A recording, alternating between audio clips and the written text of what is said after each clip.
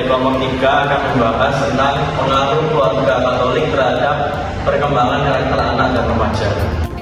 Yang pertama adalah remaja. Remaja merupakan masa peralihan dari masa anak menjadi dewasa. Pada masa remaja ini, seorang anak sekali mendalami ajaran gereja dan mencoba mengimplementasikannya dalam kehidupan sehari-hari.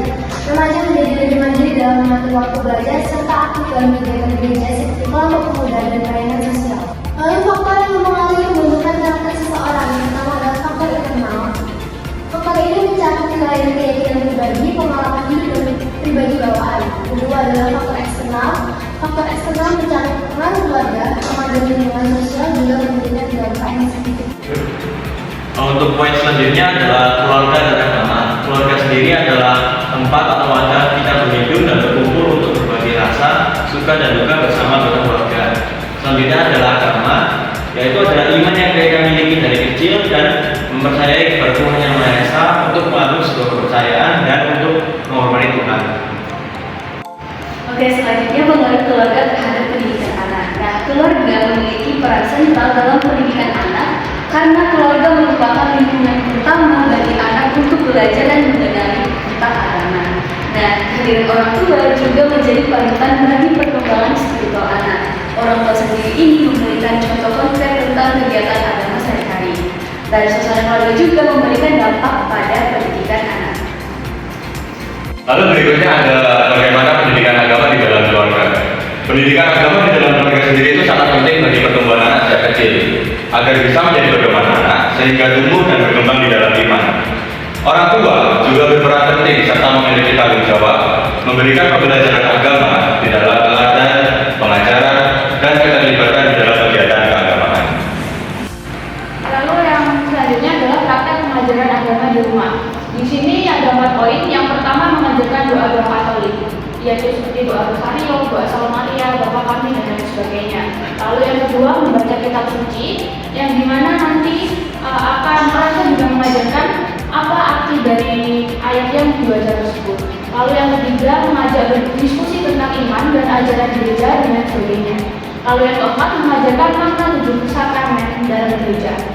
Hal ini menciptakan lingkungan yang mendukung pertumbuhan rohani dalam anak-anak, lalu memperkuat ikatan keluarga dalam iman, dan memberikan fondasi kokoh bagi anak untuk menghadapi tantangan-tantangan yang akan dihadapi. Selanjutnya, hasil pendidikan agama terhadap karakter.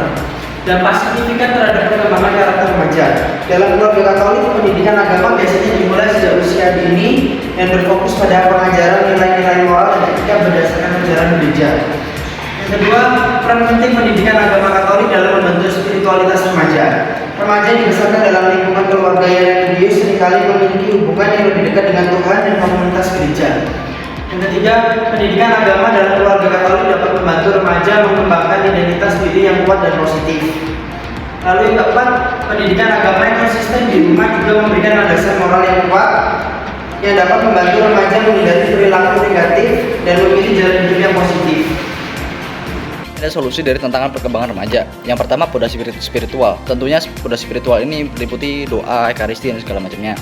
Yang kedua, ada amalan nilai Katolik, di mana sesuai dengan amalan nilai Katolik kita diharuskan untuk berbuat baik dan juga berderma seperti itu. Yang ketiga, ada keterlibatan komunitas. Jika kita terlibat dalam komunitas secara aktif, maka kita bisa meningkatkan skill sosialisasi kita. Yang keempat, ada pemilihan role model, di mana pemilihan role model ini sangat penting karena kita memilih ingin menjadi seperti siapa atau tokoh seperti siapa. Yang terakhir, ada peningkatan karakter. Sesuai dengan amalan nilai Katolik tadi, peningkatan karakter ini seharusnya membuat kita menjadi lebih aktif, lebih positif, dan juga bisa melakukan tindakan-tindakan baik yang lain. Baik, untuk bab selanjutnya ada tinjauan data. Dari data yang pertama kami bisa menyimpulkan para saudara ini mendapatkan didikan keagamaan selama dalam keluarga dengan baik. Lalu untuk poin yang kedua ini adalah mayoritas responden kami setuju jika mereka ini diajari norma berperilaku dalam kehidupan bermasyarakat oleh keluarganya. Lalu untuk data yang ketiga, voter yang 16 orang atau mayoritas setuju jika peran keluarga itu berpengaruh terhadap pertumbuhan iman Katolik dalam remaja. Untuk yang keempat, mereka juga setuju semenjak 18 tahun atau lepas dari orang tua mereka masih sering gereja dan berpartisipasi dalam kegiatan gereja. Untuk yang selanjutnya, juga mayoritas responden memiliki pengalaman mereka sendiri-sendiri dalam problem solving ataupun mereka saudara pendidikan di kerohanian lingkungan.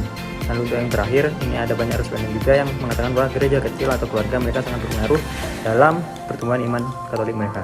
Baik, terima kasih. Dan karakter remaja dalam konteks Katolik. Lalu kemudian pendidikan agama yang konsisten di rumah, komunikasi yang terbuka, dan keterlibatan dalam kegiatan keagamaan membantu remaja mengimplementasi nilai-nilai Katolik, mengembangkan kemampuan berpikir kritis, dan membuat keputusan bijaksana. Selain itu, secara keseluruhan, keluarga memainkan peran vital dalam membentuk nilai-nilai moral dan spiritual remaja, memberikan dasar yang kuat untuk menghadapi tantangan kehidupan.